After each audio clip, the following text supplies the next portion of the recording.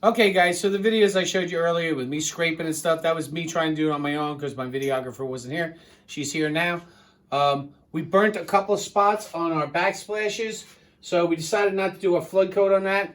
We spent, a good 5 hours scraping this, and, I mean, it's looking good. Our flood coat's looking really, really good. We got nice buildup in our troughs. So when we pull this in another 4 or 5 minutes, it's going to look awesome. Just because I can fix it does not mean I should fix it. So I spent about 5 hours yesterday, 5 hours today. I got to spend more time fixing those the next day. So if you have extra product on hand, go ahead and just do a repour. We proved that we can fix it, but man, it was a nightmare. If you have little spots, some craters or something like that, you can put a little on there before you flood coat, maybe do a little scrape there. But if you got bad edges like we had, just do the repour. If you, it costs you money.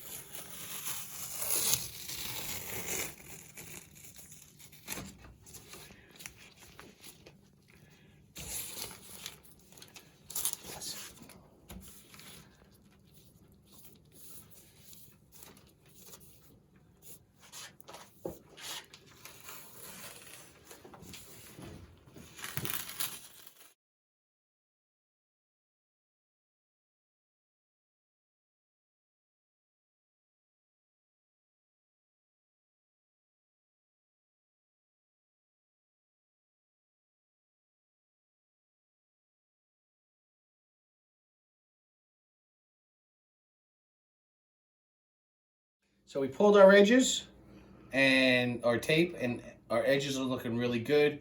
Overall, did great. That spot that I was semi-concerned with, right here, I mean, the flood coat covered it, so I'm good to go on that. I may have been a little overzealous going ahead with scraping so hard because, honestly, the flood coat could have hit a lot more than what I did. I'm a body guy, and, you know, I spent so many times, you go and you paint it and then you see the stuff come through. Epoxy's a new toy for me. So, you know, I always lean on the side of caution. I might have did what I had to do. But you know what? I'm guaranteeing this 5 years, and that's what's going to happen. I'm going to make sure it's right. I mean, and when I did body work, I had a saying, TGIW. Thank God it's white, because white hides a lot of imperfections. This is white, but I didn't want to chance it. I really didn't. But at this point, all we can do is forget about it.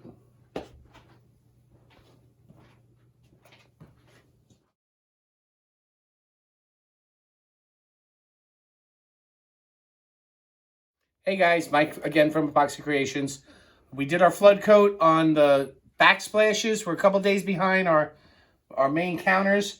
I'm not as concerned because this is not going to be having anything sit on it, so we'll be okay a couple days behind. The problem spot that I had over here, I went ahead and fixed it up with a little fix-up. I can't show you right now. I'll show you later maybe, but it came out great. We had a little concern here. It was a little, on the fascia here, it was a little, had some runs and stuff. I went and took my razor blade, I scraped it, I sanded it. I didn't burn through, so I'm going to be able to hone that out. It'll be smooth as can be.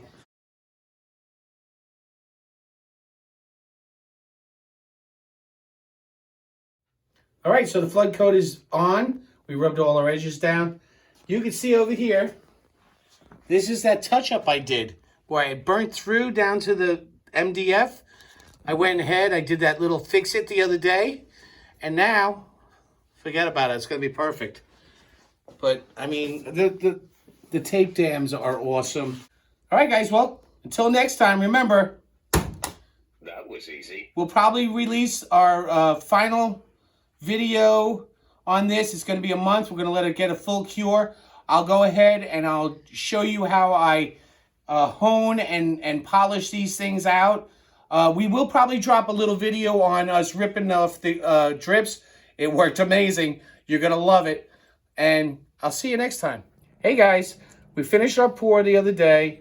We had done the big pieces about 4 or 5 days ago. We went and did our backsplashes like 2 days ago. So now I'm going to go ahead and remove these drips.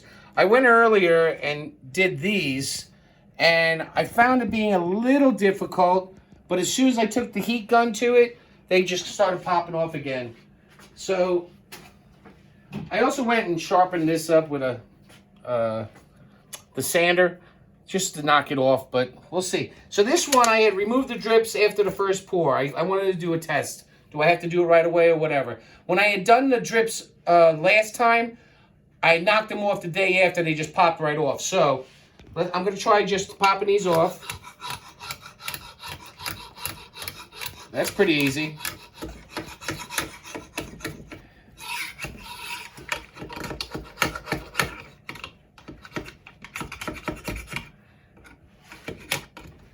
Okay, this with the extra run here, what I'll do,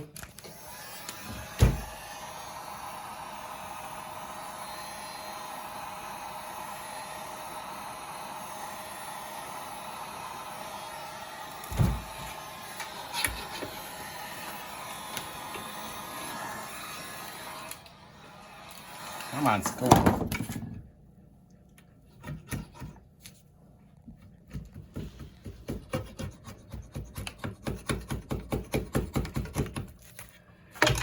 So really, I think the best way to do this, if you want to make it really fast and easy, is to go ahead and take them off the day after. Just run around and knock them off before they set up, because you don't want to take a chance of busting the seam up, you know. But let's see how this one pops off. I'm not going to bore you with all of them. I just wanted to show you how this works. So see, after heating it up, I can break through it pretty easy. Still a lot faster than sanding. Definitely a lot cheaper than sandpaper. There it goes. You run into a stubborn spot. Just gonna heat up again.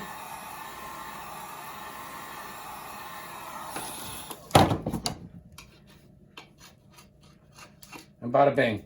All right, now I know I ripped off my primer and stuff. I'm not concerned about it. It's going up against the wall. I will put another coat of primer on it because I don't want to take any chances of this MDF getting moisture in it and then swelling and potentially messing up my epoxy pour. But you also have to understand that when I put this in, I'm going to be running a bead of paintable silicone across here, and I will be running a bead of 100% silicone right here to make this just join right into the surface of the counter. All right, so till next time, the drip method works great. I recommend you do it like the day after. It comes off so much easier. If you can't get to it right away, that's cool. You can still hit it with the heat gun, and you can knock it off pretty easy. You don't have to worry about sanding, you know, eating up paper. So this is definitely a great method. Do, though, make sure that you don't get any of the paste wax into your edges. Tape them off first. You're going to dam them anyway. And then go ahead and put your paste on. If you do get a little overage, I use that stuff that I have from Auto Body. Not everyone has access to that, but if you're concerned, get yourself some. It's a little expensive, but it goes a long way. So until next time, remember, That was easy.